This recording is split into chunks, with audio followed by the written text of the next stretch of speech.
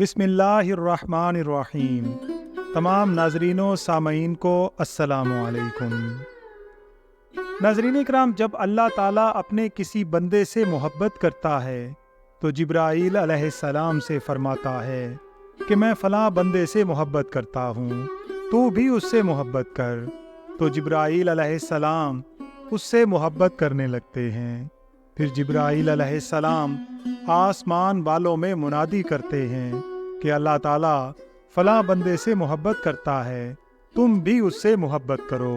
تو اہل آسمان بھی اس سے محبت کرنے لگتے ہیں۔ پھر زمین میں بھی اسے مقبولیت عامہ بخش دی جاتی ہے۔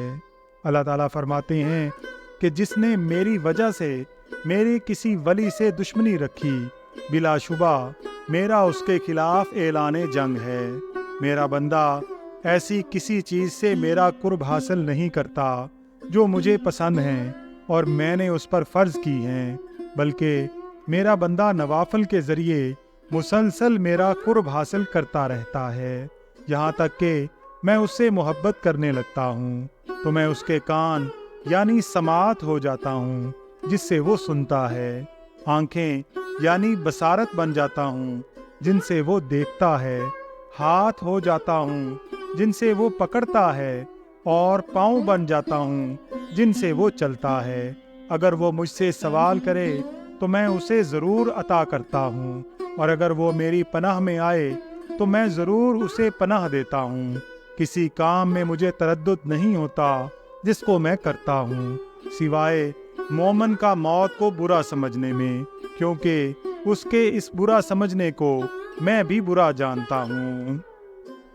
ناظرین اکرام، آج کی ویڈیو میں ایسے ہی اللہ کے ایک ولی کا ذکر خیر کرنے کی سعادت حاصل کر رہا ہوں، جو قطب زمان، آفتاب ملک ولایت، خورشید برج ہدایت، شہنشاہ اقلیم غوثیت، غیاث العاشقین، سند الواصلین، فخر العارفین، سراج الواصلین، مظہر اسرار صمد کی مسند پر متمکن، اور حضرت قبلہ عالم خواجہ خواجگان خواجہ نور محمد مہاروی چشتی نظامی رحمۃ اللہ علیہ کے محبوب خلیفہ تھے۔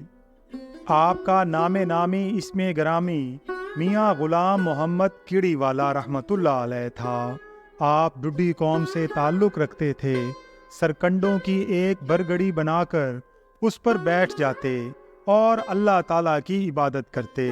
اس برگڑی کو سرائکی زبان میں کیڑی کہتے ہیں، اور آپ کی عرفیت کیڑی والا مشہور ہو گئی۔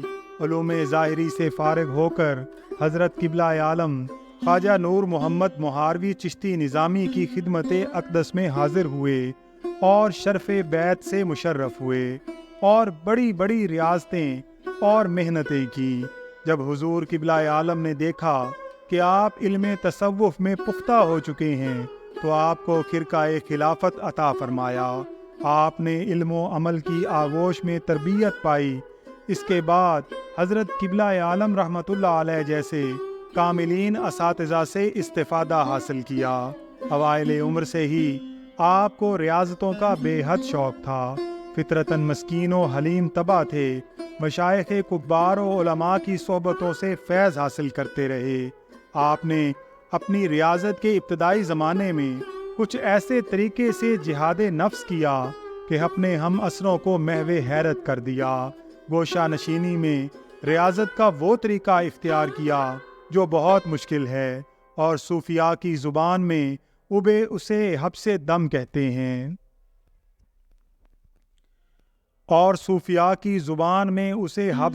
کہتے ہیں، یعنی کئی گھنٹے تک اپنی سانس کو روک لینا۔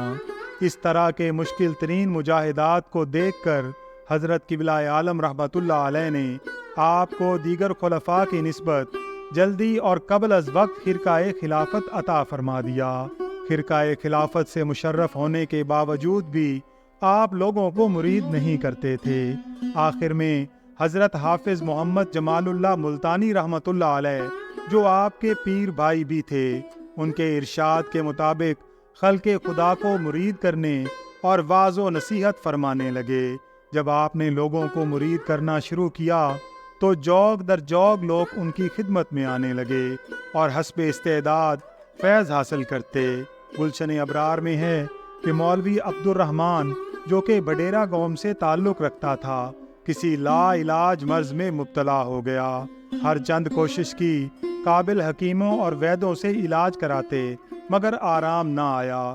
ایک دن آپ اس کی مزاج پرسی کے لیے تشریف لے گئے، دیکھا تو ترس آیا اور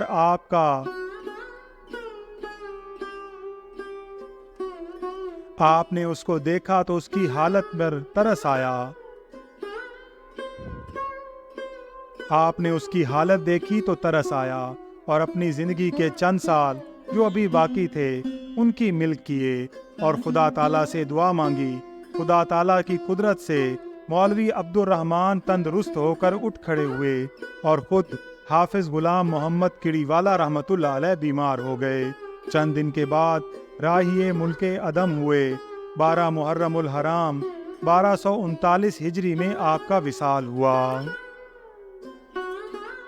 آج بھی آپ کی اولاد ضلع بہاولپور کی تحصیل حاصل پور کے علاقوں قائم پور اور بستی میاں صاحب کیڑی میں موجود ہے۔